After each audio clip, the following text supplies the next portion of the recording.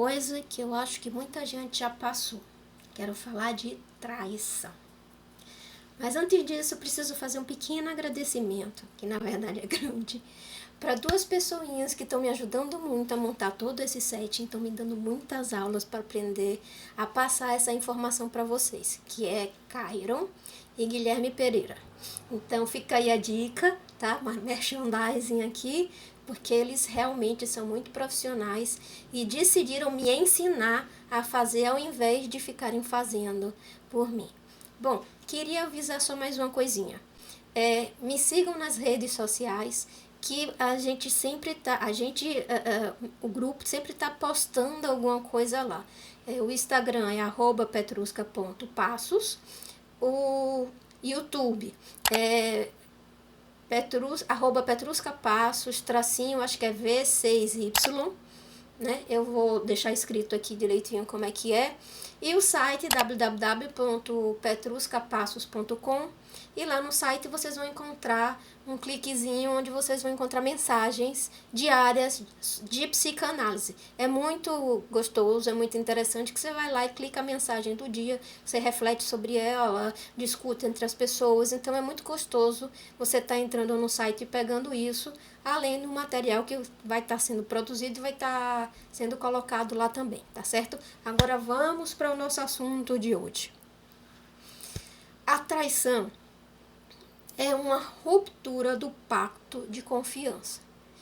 A confiança é uma coisa que é como assim, a gente se abre, mostra o íntimo da gente e se liga ao outro. Quando há uma quebra de confiança, aquilo que de mais íntimo está ligado ao outro, ele é extremamente machucado.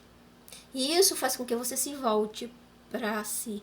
Por isso que é tão difícil restabelecer a confiança, porque pede que abra novamente esse espaço. E o medo de uma nova situação igual, ele acontece.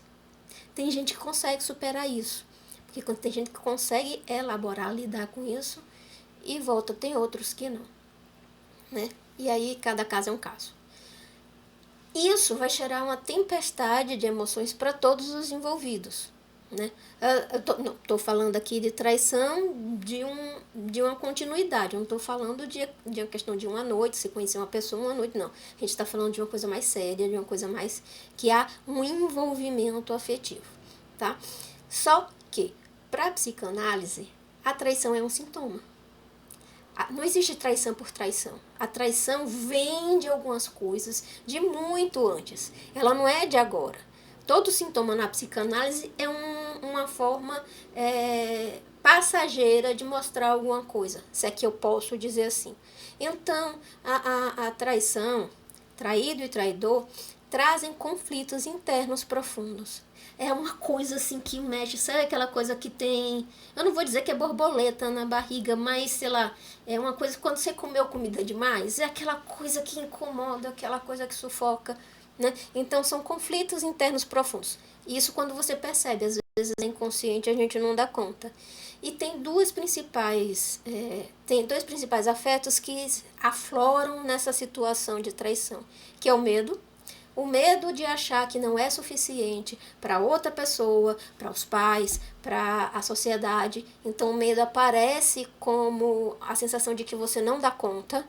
E isso pode levar à traição. E a outra questão é a insegurança.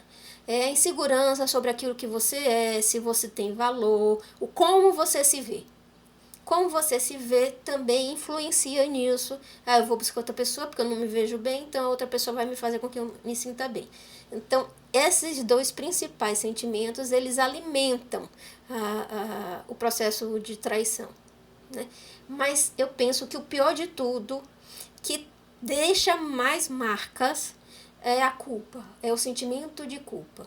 A culpa, ela traz dentro do funcionamento dela, se é que eu posso falar assim, duas coisas muito fortes. O desejo, de um lado, que você quer, porque você quer, porque você quer, e do outro a moral. Mas está errado, mas não está certo socialmente, você vai ser condenado. São duas instâncias muito fortes. E quando você não tem um controle sobre elas, você parte para a ação. E isso traz, em consequência, a culpa. porque continua o choque desses dois sentimentos, vou chamar de sentimentos, tá? Na psicanálise a gente vai dar outros nomes, mas eu vou chamar de sentimentos dentro da gente, que mesmo depois de tudo que acontece, a gente continua sentindo, sentindo e sentindo essas coisas. Não passa também de uma hora para outra. Precisa de um processo de digestão, precisa de um processo. O tempo precisa correr, né? O tempo precisa passar para que isso seja resolvido.